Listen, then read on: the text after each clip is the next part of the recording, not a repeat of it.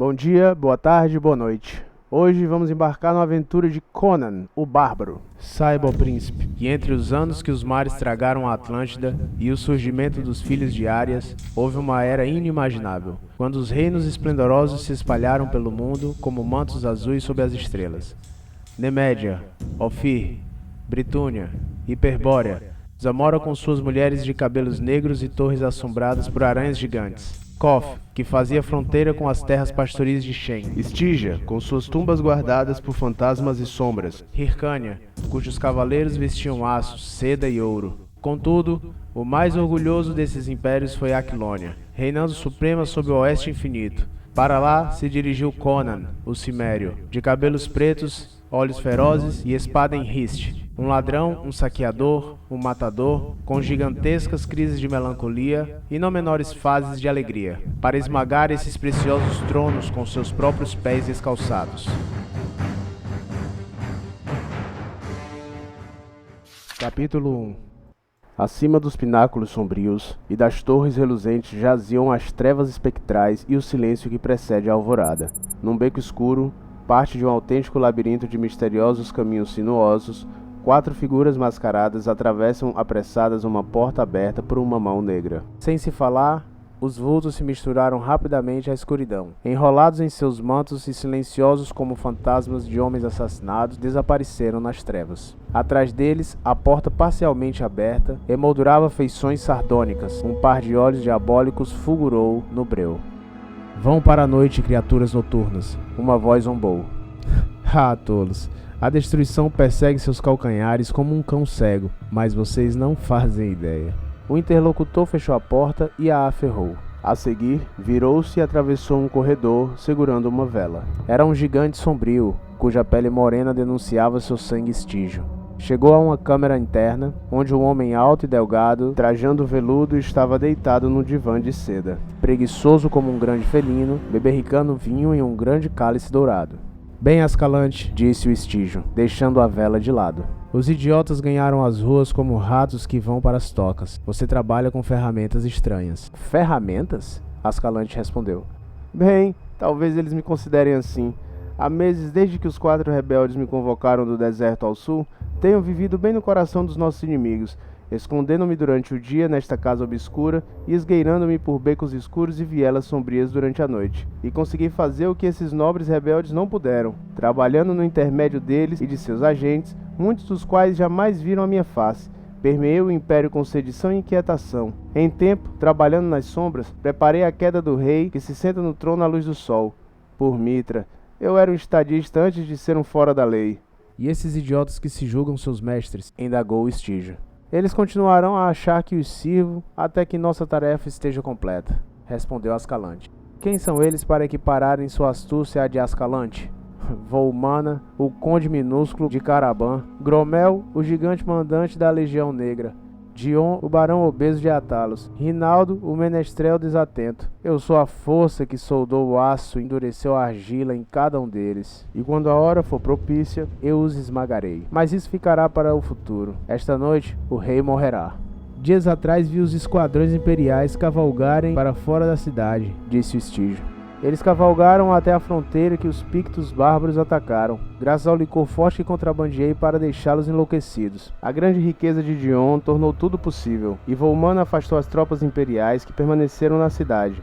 Por meio de parentesco principesco que ele tem na Nemédia, foi fácil convencer o rei Numa a solicitar a presença do conde Trócero de Pointaim, senescal da Aquilônia. É claro que na jornada ele será acompanhado por uma escolta imperial, pelas próprias tropas e também por Próspero, o braço direito do rei Conan. Isso deixará somente a guarda pessoal na cidade, além da Legião Negra. Usando Gromel, eu corrompi um oficial pródigo da guarda, subornando-o para afastar os homens da porta do rei à meia-noite. Então, com 16 vilões desesperados meus, adentraremos o palácio por um túnel secreto. Quando terminado, mesmo se o povo não nos receber, a Legião Negra de Gromel bastará para manter a cidade e a coroa. E Dion, acha que a coroa será dada a ele?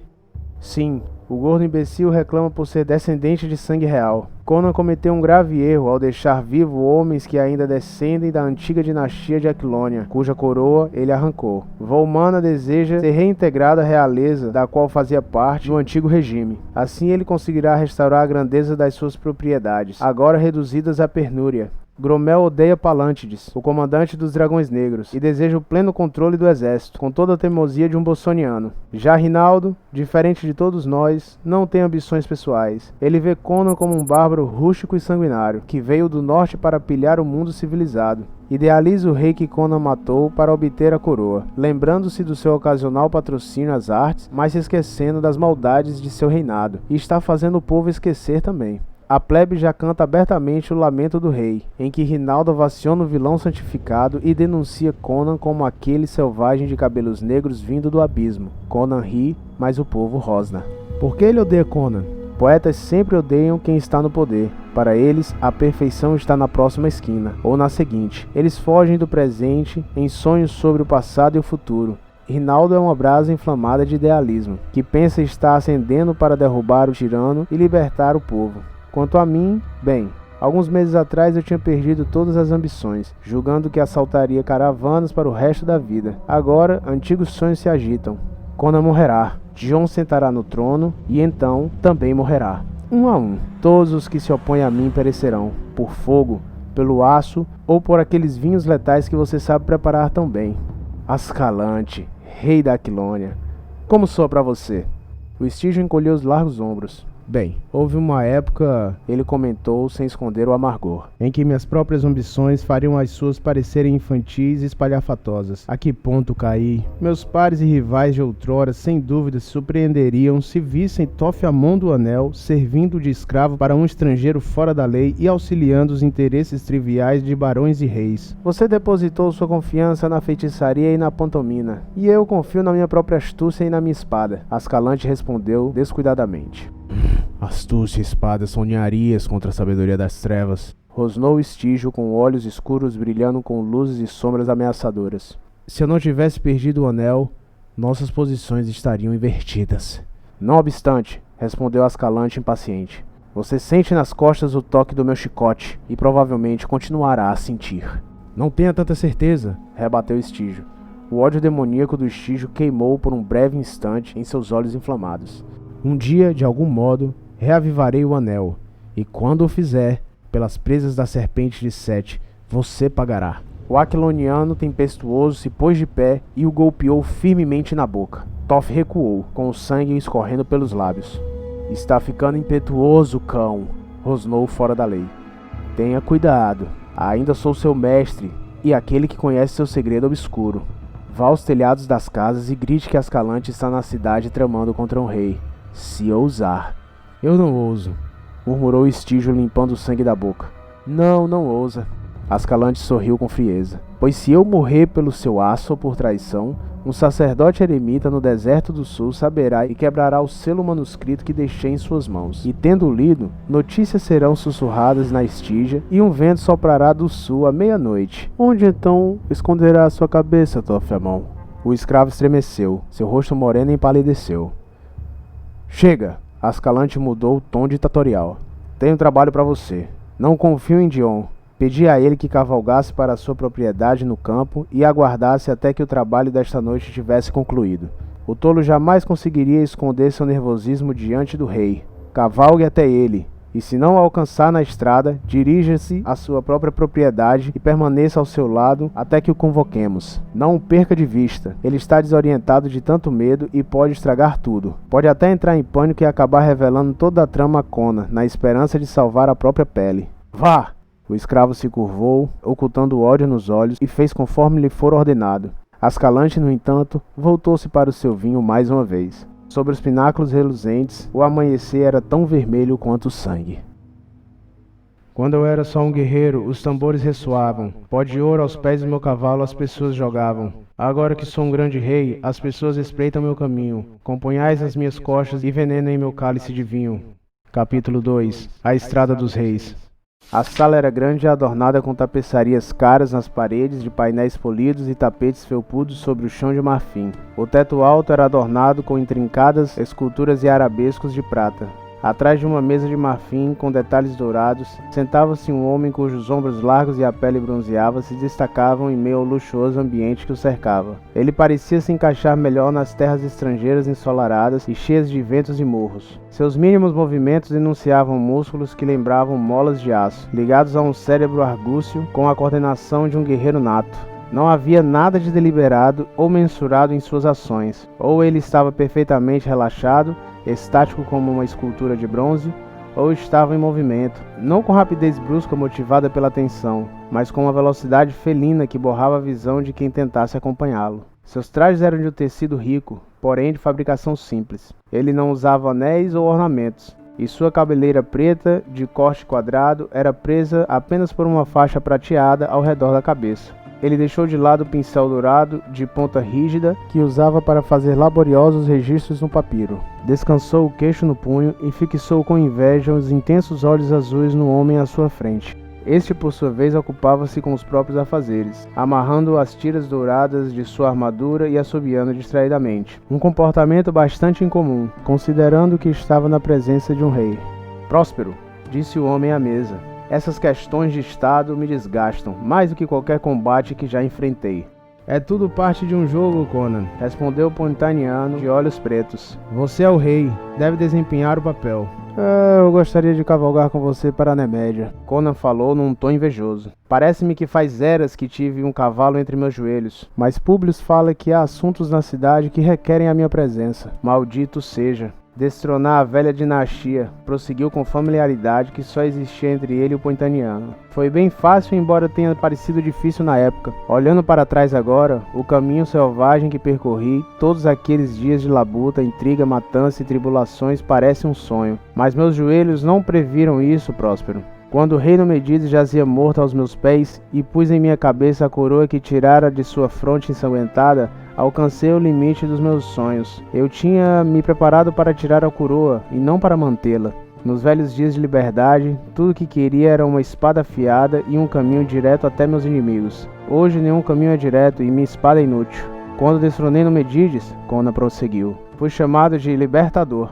Agora eles cospem em minha sombra. Puseram até uma estátua daquele suíno no templo de Mitra, e as pessoas choram diante dela, saudando-o como se fosse a efígie sagrada de um monarca santificado, assassinado por um bárbaro sanguinário. Quando liderei os seus exércitos para fora como mercenário, a Aquilônia não se importou com o fato de eu ser estrangeiro, mas agora não consegue me perdoar por isso. Agora queimam incenso no templo de Mitra em memória a Numedides. Homens que foram mutilados e cegados por seus carrascos, homens cujos filhos morreram nos calabouços e cujas esposas e filhas foram arrastadas para o seu harém. Tolos volúveis. Rinaldo é amplamente responsável por isso, Conan, Próspero argumentou, dando mais um nó na espada. Ele canta músicas que enlouquecem os homens, enforcam em seus trajes de bobo da corte na torre mais alta da cidade, e que ele faça rimas para os abutres. Conan sacudiu a cabeça leonina. Não, Próspero. Ele está além do meu alcance. Um grande poeta é maior do que qualquer rei.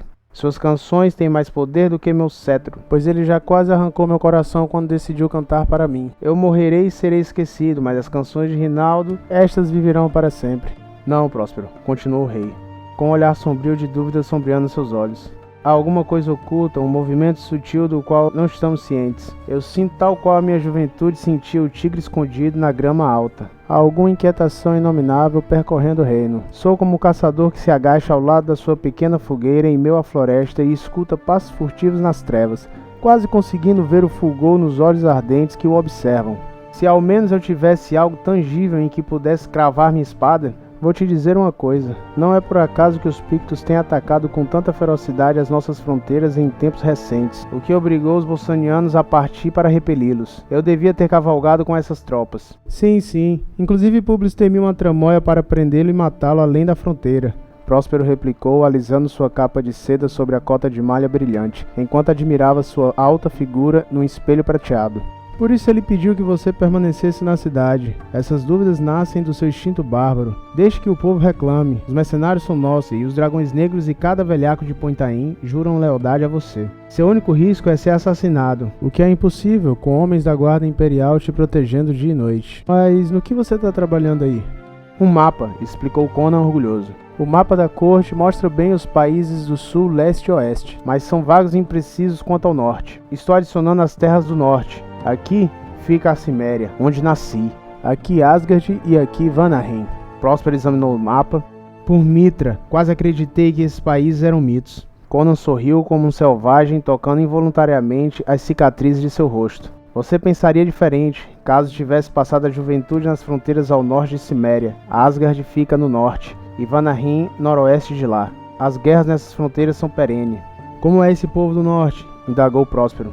São altos, claros, de olhos azuis. Seu deus é Aemir, o gigante de gelo. E cada tribo tem o seu próprio rei. Eles são ferozes e temperamentais. Lutam o dia inteiro e durante a noite bebem cerveja e cantam canções selvagens. Então acho que você é como eles, Próspero gracejou. Ri, bebe bastante e gosta de boas canções. Embora eu nunca tenha visto outro cimério que só bebesse água, risse pouco ou cantasse hinos lúgubres. Talvez seja por causa da região onde vivemos, respondeu o rei. Nunca houve terra mais sombria, repleta de montanhas e matas fechadas, sob um céu quase sempre cinza, com ventos que sopram espectrais em meio aos vales. Então, não é surpresa que os homens de lá sejam taciturnos. Próspero deu de ombros, enquanto pensava nas planícies banhadas pelo sol e nos rios azuis de Pontaim, a província mais ao sul de Aquilônia. Eles não têm esperança nessa vida nem na próxima, Conan continua. Nosso deus é Kron e sua raça sinistra, que governa numa terra sem sol de névoas eternas, o mundo dos mortos. Mitra, o modo de ser dos Aesíris é mais do meu agrado. Bem, Próspero sorriu. Você deixou para trás as colinas da Ciméria. Agora eu tenho que partir. Vou tomar um cálice de vinho branco nemediano por você na corte de Numa. Vá, grunhiu o rei. Mas beije as dançarinas de Numa por sua conta apenas. Deixe o Estado fora disso. Sua gargalhada tempestuosa seguiu Próspero para fora da câmara. Nas cavernas sob as pirâmides o grande Sete enrolado dorme. Em meio às sombras das tumbas rasteja seu povo sem nome. A palavra de golfos ocultos que o sol jamais tocou, venho trazer. Ó escamoso, envie-me um servo para meu ódio satisfazer. Capítulo 3. O Anel de Sete. O sol se punha cobrindo o verde e azul da floresta nebulosa de um breve dourado. Os raios minguantes reluziam na grossa corrente dourada de Dion de Atlos, e ele não parava de retorcê-la em sua mão atarracada, enquanto sentava-se na desordem feroz que era seu jardim repleto de botões e flores. Ele girou o corpo sobre o assento de mármore e olhou furtivamente ao redor como se procurasse um inimigo à espreita. Estava sentado dentro de uma alameda circular de árvores delgadas, cujos galhos interligados lançavam uma sombra espessa sobre seu corpo. Uma fonte próxima brilhava prateada, e outras fontes que não estavam visíveis em diversas partes do jardim suspiravam uma sinfonia constante. Dion estava sozinho, exceto por uma grande figura sombria que, acomodada num banco de mármore ao seu lado, observava o barão com olhos profundos e sinistros. Dion nunca pensara muito em Tofiamon. Sabia vagamente que se tratava de um escravo em que Ascalante depositava bastante confiança, mas como muitos ricos, prestava pouquíssima atenção em homens que estivessem abaixo do seu padrão de vida. Não precisa ficar nervoso, a trama não pode falhar, disse Toff. Ascalante pode cometer erros como qualquer outro homem, retorquiu Dion, suando ante a mera ideia do fracasso. Ele não. Do contrário, não seria seu escravo, mas sim seu mestre. O Estígio esboçou um sorriso selvagem. Que conversa é essa? Dion reagiu irritado, dando pouca atenção ao diálogo. Os olhos de Tofiamon se estreitaram. Apesar de todo o autocontrole ferrenho, ele estava prestes a explodir com a vergonha de há tanto tempo reprimida, com o ódio e a fúria pronto para agarrar aquele tipo de oportunidade desesperada. O que ele não contava era com o fato de que Dion não o via como um ser humano dotado de cérebro de astúcia, mas como um mero escravo, e portanto uma criatura desprezível. Ouça-me, Toff falou. Você será o rei, mas conhece pouco da mentalidade de Ascalante. Deve deixar de confiar nele assim que Conan for morto. Eu posso ajudá-lo. Se me proteger quando tomar o poder, assim eu o farei. Ouça, meu senhor, continuou Toff. Foi um grande feiticeiro no sul. Os homens falavam de Tofiamon como falavam de Ramon. O rei Tesfon de Estígia me honrou bastante, derrubando feiticeiros de postos mais elevados para me exaltar acima de todos. Eles me odiavam, mas me temiam, pois eu controlava seres vindos de fora, que respondiam meus chamados e cumpriam minha vontade. por 7. Meus inimigos não sabiam a hora em que acordariam no meio da noite, sentindo as garras de horrores inomináveis no pescoço. Fiz magia negra e terrível com um anel de serpente de 7, e encontrei numa tumba pavorosa, uma légua abaixo da terra, esquecido antes que o primeiro homem se arrastasse para fora do mar doloso. Porém, um ladrão roubou o anel e meus poderes se perderam. Os magos se uniram para me assassinar e tive que fugir, disfarçado como um montador de camelo. Viajava numa caravana pelas terras de Kof quando salteadores de Ascalante nos atacaram. Todos na caravana foram mortos, menos eu. Salvei-me ao revelar minha identidade a Ascalante e jurar servi-lo. Tal juramento me tem sido amargo, e para me manter sob controle, escreveu sobre mim num manuscrito. Selou e entregou nas mãos de um eremita que vive nas fronteiras ao sul de Kof. Não ousa apunhalá-lo enquanto dorme ou entregá-lo aos seus inimigos, pois o eremita abriria e leria o manuscrito, conforme Ascalante o instruiu, assim espalhando a palavra por toda a Estígia. Toff voltou a estremecer e uma tonalidade cinza tomou a sua pele. Os homens não me conheciam na Aquilônia, ele prosseguiu. Mas se meus inimigos na Estígia souberem do meu paradeiro, nem mesmo a distância de meio mundo bastaria para me salvar de uma maldição capaz de fazer secar a alma de uma estátua de bronze. Somente um rei, com castelos e tropas de espadachins, pode me proteger disso. Portanto, conto a você meu segredo e urjo para que faça pacto comigo. Posso auxiliá-lo com minha sabedoria e você pode me proteger. Então um dia encontrarei o meu anel e... Anel? Anel? Toff havia subestimado o pleno egoísmo do homem. Dion nem sequer escutara uma palavra do escravo, mantendo-se completamente absorto nos seus próprios pensamentos, mas aquela última palavra despertou uma ondulação em seu egocentrismo.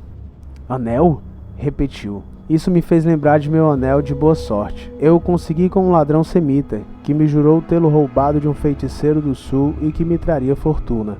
Mitra sabe que paguei bem caro por ele. Pelos deuses, preciso de toda sorte que puder. Com Volmana e Ascalante me arrastando para os seus esquemas sanguinários, vou cuidar desse anel.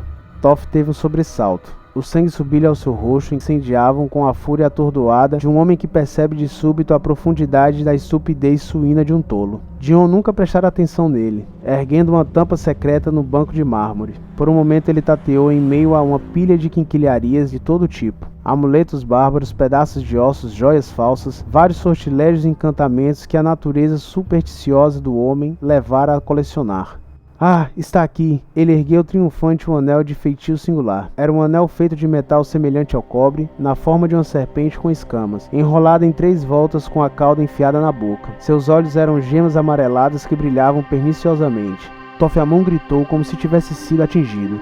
O Dion virou-se e abriu a boca, o rosto subitamente pálido. Os olhos do escravo estavam em chamas, a boca escancarada, as enormes mãos morenas abertas como garras. O anel! Por 7 o anel! Ele berrou. Meu anel roubado de mim! O aço reluziu nas mãos do estígio que, com uma contração de ombros largos, mergulhou seu punhal no corpo flácido do barão. O grito agudo de Dion transformou-se num gorgolejo estrangulado, e toda sua estrutura foi ao chão como manteiga derretida. Um tolo até o fim, ele morreu assolado por um pânico insano, sem saber o motivo. Deixando de lado o cadáver amarrotado, já se esquecendo dele, Toff segurou o anel com ambas as mãos, enquanto os olhos escuros brilhavam ávidos. Meu anel, sussurrou numa terrível exaltação. Meu poder. Por quanto tempo ficara agachado por sobre a coisa engelhada, inerte como uma estátua, sorvendo a aura maligna do objeto, nem mesmo Estígio saberia dizer. Quando se sacudiu do seu devaneio e trouxe a mente de volta dos abismos escuros de onde ela estivera vasculhando, a lua já nascia, lançando longas sombras no encosto de mármore liso do banco, aos pés do qual jazia a silhueta mais escura daquela que fora o senhor de Atalos. Chega, Ascalante, chega! O Estígio murmurou, seus olhos queimando vermelho feitos de um vampiro no escuro. Abaixando-se coletou um punhado de sangue coagulado da poça que se formara sob a vítima e esfregou-o nos olhos de cobre da serpente, até que as faíscas amareladas fossem cobertas por uma máscara carmesim. Segue seus olhos, serpente mística. Ele entoou num sussurro de gelar o sangue. Segue os olhos à luz do luar e abra-os em abismos mais escuros. O que você vê, ó serpente 7? Quem chama dos abismos da noite? De quem são as sombras que caem sobre a luz minguante? Chame-o para mim, ó serpente de 7.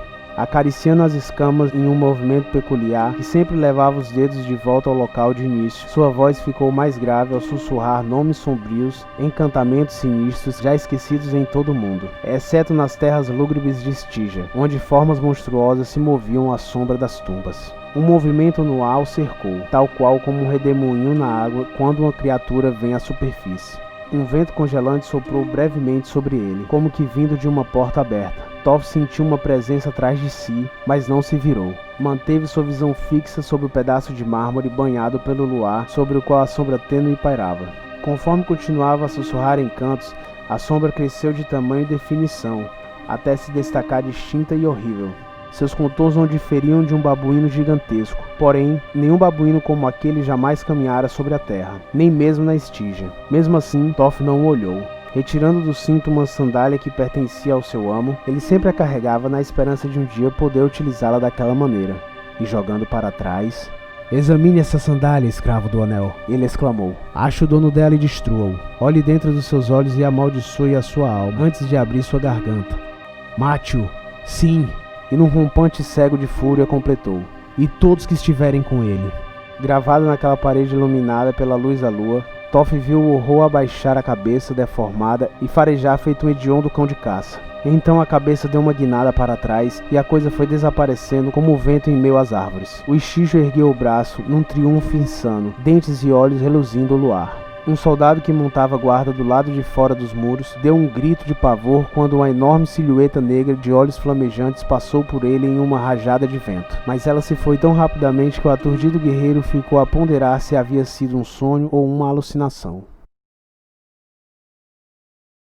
Quando o mundo era jovem, os homens fracos e demônios vagaram livres pela noite. Lutei contra Sete pelo fogo, pelo aço, pelo sumo venenoso da árvore do açoite. Agora que durmo no coração negro da montanha e as eras vieram um preço cobrar, vocês se esqueceram de quem lutou contra a víbora para a alma dos homens salvar? Capítulo 4. Epimétrios, o sábio. Sozinho em seu grande quarto, cujo teto era uma abóbada dourada, o rei Conan dormia e sonhava. Através das névoas cinzentas que rodopiavam, ele escutou um chamado curioso, baixo e distante e, embora não tivesse compreendido, parecia incapaz de ignorá-lo. Segurando a espada, cruzou a neblina como um homem caminharia pelas nuvens, e conforme avançava, a voz ficava mais clara, até que ele compreendeu a palavra que ela dizia. Era o seu nome que estava sendo chamado através dos abismos do tempo e do espaço. As névoas começaram a se dissipar, e ele percebeu que estava num corredor escuro, que parecia ter sido talhado numa sólida rocha negra. Não era iluminado, mas por meio de alguma magia, o rei conseguia ver claramente.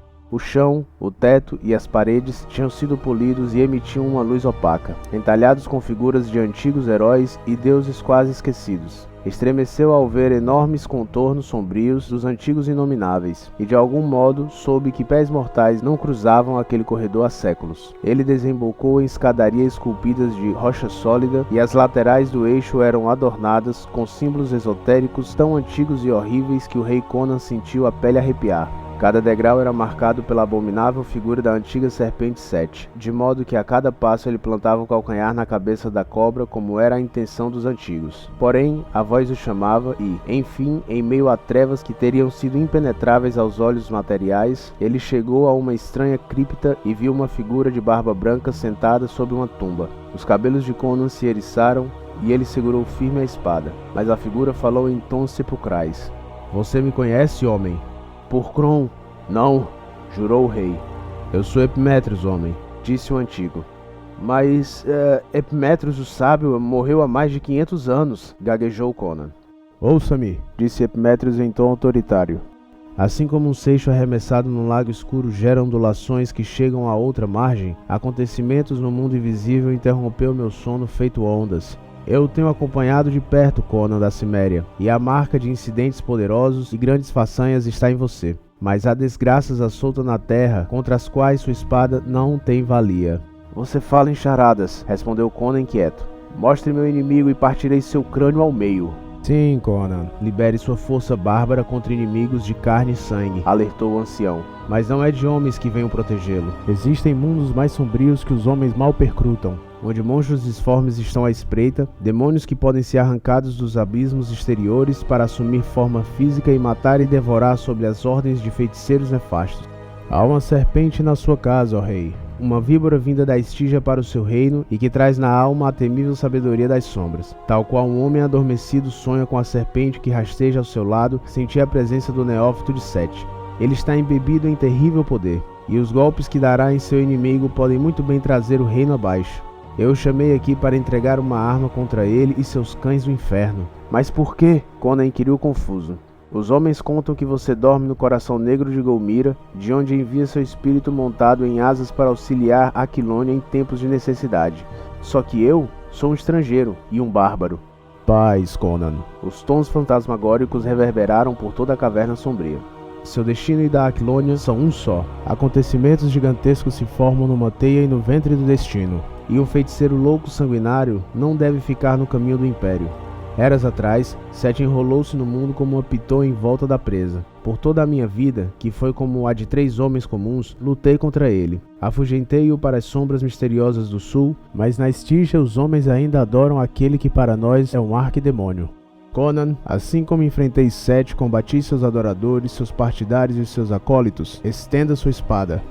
Conan o fez relutante, e na grande lâmina próxima à pesada empunhadura de prata, o ancião usou os dedos magros para traçar um estranho símbolo que brilhou nas sombras como fogo. No mesmo instante, cripta, tumba e ancião desapareceram, e Conan, atordoado, deu um pulo da sua cama na grande câmara de abóbada dourada. Enquanto se levantava meditando sobre a estranheza do sonho, percebeu que estava de espada em punho, e os pelos da nuca se eriçaram, pois na lâmina havia um símbolo gravado, o contorno de uma fênix. Conan lembrou-se de que na tumba dentro da cripta havia visto uma figura similar entalhada na pedra. Agora se perguntava se aquela era mesmo apenas uma imagem gravada e estremeceu diante da estranheza de tudo.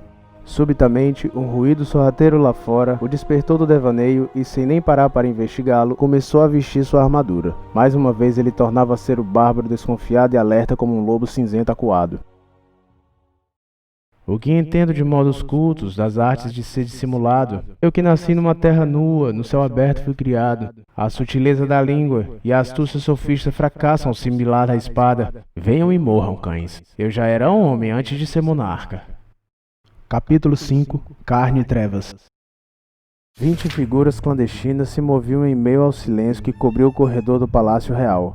Os pés furtivos, nus e envoltos em couro fino, não faziam som algum nem nos tapetes nem nas lajes de mármore. As tochas ficavam nos nichos ao longo do corredor, reluzindo em vermelho nos punhais, espadas e machados afiados. Com cuidado agora, sibilou Ascalante. Pare com essa maldita respiração alta, seja lá quem for. O oficial da guarda noturna tirou a maioria dos sentinelas dos corredores e deixou os demais bêbados, mas não podemos nos descuidar. Para trás, lá vem a guarda. Eles se amontoaram atrás de um conjunto de colunas e quase imediatamente 10 gigantes de armaduras pretas passaram em marcha. Seus rostos denotavam dúvida conforme seguiam o oficial que os levava para longe de seus postos. Este oficial estava com a face pálida quando a guarda atravessou o local onde os conspiradores se escondiam. Ele foi visto limpando suor na testa com a mão trêmula. Era um rapaz jovem, e trair o rei não fora fácil. Amaldiçoava em silêncio as extravagâncias gloriosas que o haviam posto em débito com agiotas e o tornaram um peão nas mãos de políticos e suas tramóias. A guarda passou por eles ruidosamente e desapareceu no corredor. Bom, sorriu Ascalante. Conan dorme desprotegido. Rápido! Se eles nos pegarem matando-o, estaremos acabados. Mas poucos homens defendem a causa de um rei morto. Sim, rápido! Urgiu Rinaldo, seus olhos azuis equiparados ao brilho da espada que cingia sobre a sua cabeça. Minha lâmina está sedenta. Já escuto os abutres se reunindo. Em frente! Eles percorreram o corredor em velocidade negligente e pararam diante de uma porta dourada que trazia o símbolo do dragão real da Aquilônia. Gromel, rugiu Ascalante, arrombe essa porta. O gigante respirou fundo e lançou o corpo robusto contra os painéis, que grunhiram e se dobraram ante ao impacto. Ele tornou a recuar e a investir. Com um barulho de ferrolhos se partindo e madeira despedaçando, a porta rachou e cedeu para dentro. Entrem, vociferou Ascalante, inflamado pelo espírito da ação. Entrem, Rinaldo berrou. Morte ao tirano! Mas ao entrarem, eles estancaram. Era Conan quem estava à sua frente os encarando. Não um homem nu, desarmado e desorientado ao acordar pronto para ser abatido como uma ovelha, mas um bárbaro desperto e acuado, vestindo parcialmente a sua armadura e com a longa espada na mão. Entrem, patifes! Berrou Ascalante. Ele é 1 contra 20 e está sem elmo. Era fato, não houvera tempo para vestir o pesado capacete aplumado, para afivelar as placas laterais da couraça peitoral ou para apanhar o grande escudo que permanecia preso à parede. Ainda assim, Conan estava mais bem protegido do que qualquer um de seus oponentes, com exceção de Volmana e Gromel, que estavam de armadura completa. O rei os observou, intrigado quanto às suas identidades. Ele não conhecia Ascalante, não conseguia ver através dos visores fechados dos seus conspiradores de armadura, e Rinaldo havia puxado seu capuz desmazelado até a linha dos olhos. Mas não havia tempo para conjecturas. Com um grito que ecoou no teto, os assassinos invadiram o cômodo com Gromel na dianteira. Ele entrou como um touro desenfreado de cabeça baixa, e espada buscando uma estocada que arrancaria facilmente as entranhas do rei. Conan saltou de encontro a ele, pondo toda sua força felina no braço que empunhava a espada. A lâmina cortou o ar num arco assobiante e atingiu o capacete do bostoniano. Espada e elmo quebraram, e o corpo de Gromel já rolava sem vida no chão. Conan recuou, ainda segurando o cabo quebrado. "Gromel!" ele bradou, os olhos queimando de espanto quando o capacete despedaçado revelou a cabeça partida. Então o resto do bando já estava sobre Conan. A ponta de uma adaga resvalou nas suas costelas, entre as placas frontais e a traseira da armadura, ao mesmo tempo que o gume de uma espada cruzou bem na frente de seus olhos. Rapidamente ele empurrou o dono da arma com o braço esquerdo e esmagou o cabo da espada partida como se fosse uma manopla na têmpora do espadachim. Pedaços do cérebro do homem espirraram em seu rosto. "Vocês 5, vigiem a porta!" Ascalante berrou, dançando nos limites do redemoinho formado pelo aço sibilante, temendo que Conan passasse correndo por eles e fugisse. Os vilões recuaram por um momento, quando seu líder apanhou vários deles e os empurrou na direção da única porta do cômodo. Naquele breve respiro, Conan saltou até a parede e arrancou dela um antigo machado de guerra, que, intocado pelo tempo, estivera pendurado por meio século. De costas para a parede, encarou o anel humano que o cercava por um instante e saltou na sua direção. Conan não era um lutador defensivo. Mesmo oprimido por chances esmagadoras, sempre levava a guerra aos seus oponentes. Qualquer outro homem teria morrido lá, e o próprio Conan não tinha esperanças de sobreviver, mas antes de cair, procuraria infligir o máximo de dano possível. Sua alma bárbara estava incendiada, e as canções dos antigos heróis ressoavam em seus ouvidos. Seu primeiro golpe derrubou um fora da lei, decepando-lhe o braço, e o movimento de retorno da arma rachou o crânio de outro. Espadas murmuravam venenosamente ao seu redor, mas o rei esquivava da morte por margens mínimas. O cimério se movia num borrão de velocidade atordoante, um tigre em meio a babuínos, saltando, saindo de lado e girando, mantendo-se um alvo em movimento, enquanto o machado tecia um ciclo mortal à sua volta. Por um breve espaço de tempo, os assassinos o cercaram ferozmente, numa chuva desvairada de golpes, tolhidos pela própria superioridade numérica. Então recuaram repentinamente. 2 cadáveres no chão eram a prova muda da fúria do rei, embora o próprio Conan sangrasse de ferimentos no braço, pescoço e pernas. "Patifes!" Rinaldo berrou arrancando o capuz. Seus olhos selvagens reluziam. "Vão fugir do combate? O déspota deve viver? Vamos terminar isso!" Ele investiu golpeando alucinadamente, mas Conan, ao reconhecê-lo, despedaçou sua espada em um ataque poderoso, e com um empurrão de mão aberta, derrubou o menestrel no chão. O rei sentiu a extremidade da lâmina de Ascalante no braço esquerdo. Conan se volta para ele revida, mas o vilão por pouco conseguiu salvar a própria vida ao se abaixar e saltar para trás num arco desferido pelo machado. Os lobos voltaram a atacar, e a arma do Conan cantou e esmagou. Um patife cabeludo se abaixou para escapar do golpe e mergulhou nas pernas do rei, e após lutar brevemente com o que parecia ser uma torre de ferro sólida, olhou para cima a tempo de ver o machado descer, mas não a tempo de evitá-lo. Nesse interim, um de seus camaradas ergueu uma espada larga com ambas as mãos e talhou através da ombreira encouraçada do rei, ferindo o ombro sob ela. No instante, a couraça de Conan estava cheia de sangue. Volmana, empurrando os agressores para a esquerda e para a direita numa impaciência selvagem, atacou brutalmente a cabeça desprotegida de Conan. O rei abaixou-se e a lâmina cortou um cacho de seus cabelos negros quando passou assobiando sobre si. Conan deu um giro nos calcanhares e golpeou de lado. O machado atravessou a proteção de aço e Volmana caiu com a lateral esquerda esgarçada. "Volmana!" Conan resfolegou. "Eu reconheceria esse anão até no inferno." Ele se endireitou para receber a ofensiva enlouquecida de Rinaldo, que, munido de um punhal, atacou sua guarda aberta.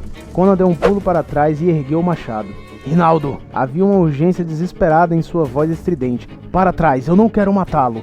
"Morra, tirano!" gritou o menestrel louco, saltando de cabeça contra o rei. Conan segurou o golpe que relutava em desferir até ser tarde demais. Foi só quando sentiu a mordida do aço em sua lateral desprotegida que revidou, num frenesi de desespero cego. Rinaldo tombou com o crânio aberto, e Conan recuou para a parede com o sangue pingando em meio aos dedos que estancavam o ferimento.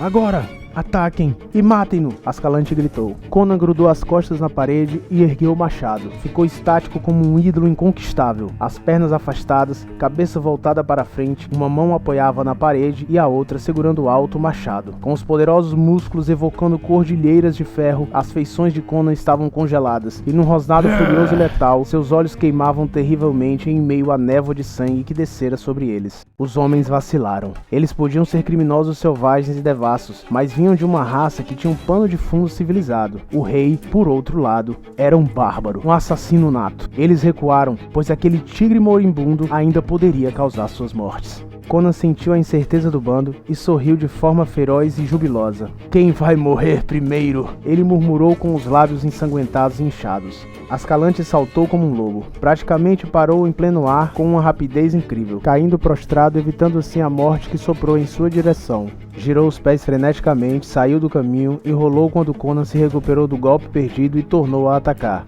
Desta vez, o machado afundou algumas polegadas no chão polido, próximo às pernas agitadas do oponente. Outro assassino escolheu este instante para atacar, seguido com relutância por seus companheiros. Ele pretendia matar Conan, antes que o cimério conseguisse retirar o machado do chão, mas o julgamento foi falho. A lâmina vermelha arqueou para o alto e desenterrou. Uma criatura escarlate do que havia sido um homem foi catapultada na direção das pernas dos agressores. Naquele instante, um grito pavoroso explodiu dos vilões que guardavam a porta e uma sombra disforme surgiu ao longo da parede. Todos, com exceção de Ascalante, se viraram ao escutar o grito. E então, uivando como cães, atravessaram a porta correndo às cegas, como uma multidão blasfema e furiosa, espalhando-se pelos corredores em fuga desenfreada. Ascalante não olhou na direção da porta. Ele só tinha olhos para o rei ferido. Supôs que o barulho do confronto tinha enfim despertado o palácio, e que os guardas leais caíam sobre ele, ainda que, mesmo naquele momento, parecesse estranho que seus companheiros gritassem tão terrivelmente ao fugirem. Conan também não olhou para a porta, porque observava atentamente seu adversário. Naquela situação extrema, a filosofia cínica de Ascalante não o abandonou. Tudo parece perdido, principalmente a honra, murmurou.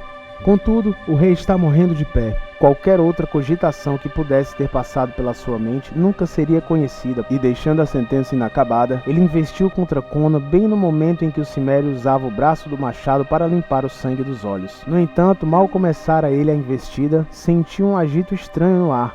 Algo pesado golpeou firme entre os ombros. Foi virado de cabeça para baixo e enormes garras afundaram sua carne. Debatendo-se em pânico sobre o agressor, Ascalante girou a cabeça e olhou diretamente para o rosto do pesadelo e da loucura. Sobre ele se avolumava uma sombra negra que ele soube não ter nascido em nenhum mundo são ou humano. As presas escuras estavam próximas à sua garganta e o brilho dos olhos amarelos açoitou seus membros, como um vento a que açoita o milharal. A face hedionda transcendia mera bestialidade. Poderia ter sido a face de uma múmia antiga e maligna, despertada por uma vida demoníaca. Os olhos dilatados do insurgente pareceram ver naquelas feições pavorosas, como uma sombra da loucura que o envolvera, uma leve e terrível semelhança com o escravo Tofamon. A filosofia cínica e autossuficiente de Ascalante o abandonou, e com um grito lúrido, ele entregou seu espírito antes mesmo que as presas assassinas o tocassem. Conan, limpando os olhos e as gotas de sangue, permanecia congelado. De início, pensara que era um grande cão de caça preto que estava sobre o corpo desfigurado de Ascalante. Então, conforme a visão clareou, percebeu que não era nem um cão de caça, nem um babuíno. Com um grito que praticamente ecoava o estertor de Ascalante, ele se afastou da parede e recebeu o horror que o atacava com um arremesso de machado. A arma sibilante só ricocheteou no crânio da criatura quando deveria tê-lo esmagado, e o rei foi atirado para o outro lado da câmara pelo impacto do corpo gigantesco. As mandíbulas salivantes se fecharam no braço de Conan, que erguera para proteger a garganta, mas o monstro não se esforçou para manter a mordida fatal. Por sobre o braço mutilado, encarou diabolicamente os olhos do rei, que começou a refletir um horror semelhante aos dos olhos mortos de Ascalante. Conan sentiu a alma murchar e começar a ser arrancada de seu corpo, para afogar naqueles poços amarelos de horror cósmico que brilhavam de modo espectral no caos disforme, caos que crescia ao redor dele e engolfava sua vida e sanidade. Aqueles olhos cresceram e se tornaram gigantescos. Foi quando o cimério teve o vislumbre da realidade de todos os horrores abismais e blasfemos que espreitavam nas trevas exteriores de vácuos sem formas e abismos escuros. Ele abriu os lábios ensanguentados para externar o ódio e desprezo, mas apenas um estertor seco explodiu de sua garganta. Porém, o horror que paralisara e destruía Ascalante despertou no cimério uma fúria frenética comparável à loucura. com uma torção vulcânica do corpo inteiro, lançou-se para trás, ignorando o martírio do braço ferido e arrastando o corpo da criatura consigo. E sua mão tateando encontrou algo que o cérebro entorpecido pela luta reconheceu como sendo o cabo de sua espada quebrada. Instintivamente ele segurou e atacou com toda a força de nervos e músculos que tinha, tal qual um homem cravaria um punhal. A lâmina partida mergulhou fundo, e o braço de Conan foi liberado quando a boca da abominação se abriu em agonia. O rei foi brutalmente arremessado de lado, e ao se pôr de pé, com a ajuda de uma mão, viu atônito o monstro convulsionar terrivelmente, enquanto golfadas de sangue espesso jorravam do ferimento aberto pela lâmina. Então, diante do rei, os esforços pararam e a coisa permaneceu no chão. Em meio a espasmos, olhando para cima com a expressão sinistra, Conan piscou e limpou o sangue dos próprios olhos. A ele pareceu que aquela coisa estava derretendo e desintegrando numa massa gosmenta e disforme. Foi quando a miscelânea de vozes chegou aos seus ouvidos e a sala foi inundada pelas pessoas da corte finalmente despertas. Cavaleiros, fidalgos, damas, guerreiros, conselheiros, todos balbuciando e gritando e pondo-se uns à frente dos outros. Os dragões negros enfurecidos e contraídos praguejavam em língua estrangeira com as mãos sobre o cabo das armas. Do oficial responsável pela guarda da porta nada se soube, nem foi ele encontrado mais tarde, embora tenha sido bastante procurado. Gromel, Volmana, Rinaldo, Públio exclamou, enquanto apalpava os cadáveres com a sua mão gorducha. Traição! Alguém tem que pagar por isso! Chamem a guarda! A guarda está aqui, seu velho tolo! Ralhou Palântides, comandante dos Dragões Negros, esquecendo do cargo mais alto de Públio, por conta do estresse momentâneo. É melhor parar com esse escândalo e nos ajudar a cuidar dos ferimentos do rei. Desse jeito ele vai sangrar até a morte. Sim, concordou Públio, que era um homem de planos e não de ações. Temos de tratar dos ferimentos. Mande trazer todas as sanguessugas que há na corte. Ah, meu senhor, que vergonha para essa cidade. Eles estão mesmo mortos? Vinho! Resfolegou o rei do sofá que havia deitado. Puseram um cálice em seus lábios ensanguentados e ele bebeu como um homem meio morto de sede. Bom, ele grunhiu e se reencostou. Matar é um trabalho maldito e dá sede. Eles haviam estancado o sangue e a vitalidade inata do bárbaro começava a ressurgir.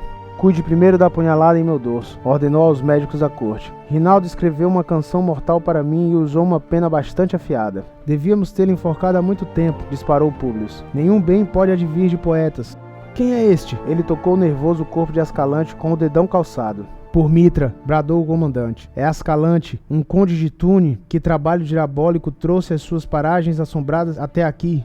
Mas o que há com seu olhar? Públio sussurrou, afastando-se os próprios olhos arregalados, enquanto sentia um peculiar eriçar dos pelos na nuca. Os outros se mantiveram em silêncio ao fitarem o bandido morto. Se tivesse visto o que ele viu, o rei grunhiu, sentando-se ereto apesar dos protestos das sanguessugas. Não faria essa pergunta. Ele parou de falar, a boca aberta, o dedo apontando infrutíferamente, onde o monstro tinha morrido, apenas um chão vazio. Por Kron, eu juro, essa coisa deve ter derretido de volta para a escuridão de onde veio. O rei está delirando, um nobre murmurou. Conan escutou e praguejou maldições bárbaras. Por Badbi, Morrigan, Masha e Namain, eu estou são. Era uma mistura de babuíno com múmia estígia. A coisa passou pela porta e os vilões de Ascalante fugiram ao vê-la. Ela matou Ascalante, que estava prestes a acabar comigo. Então me atacou e consegui matá-la. Não sei como, pois meu machado ricocheteou quando eu arremessei nela, mas creio que o sábio Epimétrios tem um dedo nisso. Escutem como ele diz o nome de Epimétrios, morto há 500 anos. Os presentes murmuraram entre si. Por Ymir, tempestuou o rei. Esta noite eu falei com Epimétrios, ele me chamou em meus sonhos, e caminhei por um corredor escuro, com entalhes dourados, até a escadaria de pedra cujos degraus traziam contornos de 7. Então cheguei em uma cripta e em uma tumba com uma fênix esculpida. Em nome de Mitra, majestade, fique quieto. Foi o alto sacerdote de Mitra quem gritara aquilo, com seu rosto pálido como cinzas. Conan jogou a cabeça para trás como um leão sacudindo a cabeleira, tal qual o rugido zangado do felino. E eu sou um escravo para calar minha boca ante sua ordem? Não, meu senhor. O alto sacerdote tremia, mas não por medo da ira real. Eu não quis ofender. Ele baixou a cabeça para o rei e falou num sussurro que chegou somente aos ouvidos de Conan.